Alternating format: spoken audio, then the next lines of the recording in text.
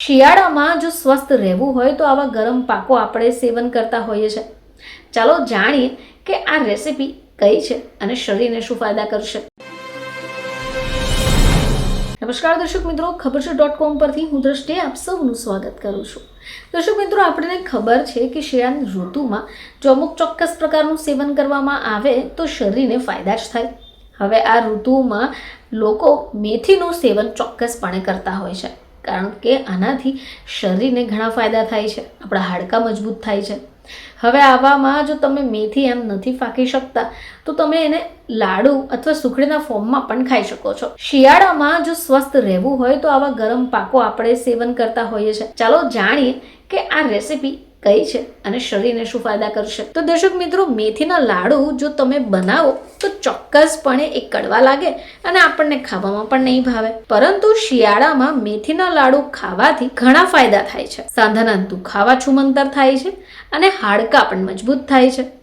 પરંતુ આ મેથીના લાડુ ખાવામાં કડવાશ પકડે છે.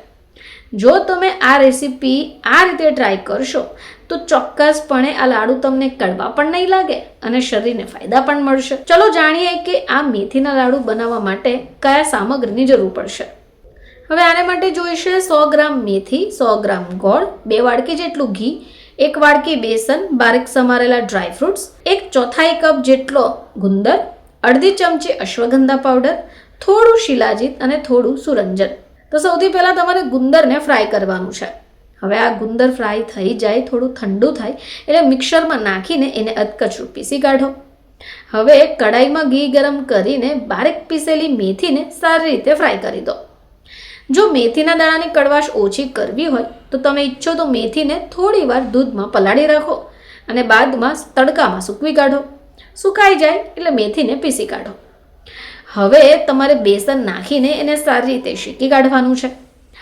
બેસનમાંથી સુગંધ આવવા લાગે એટલે અંદર શિલાજીત, સુરંજન, અશ્વગંધા એડ કરીને ફરીથી થોડી વાર ફ્રાય કરો. હવે એમાં ગુંદર અને ડ્રાયફ્રૂટ્સ નાખીને ફરીથી ફ્રાય કરો. બીજી બાજુ ગોળમાં થોડું પાણી નાખીને એની ચાસણી બનાવો. હવે મેથીવાળા મિશ્રણમાં તમારે પાણીને એડ કરી દેવાનું છે અને મિક્સ કરી દેવાનું છે. મિશ્રણ થોડું ઠંડુ થાય એટલે હાથથી સારી રીતે મિક્સ કરી મનપસંદ આકારમાં વાળી દો.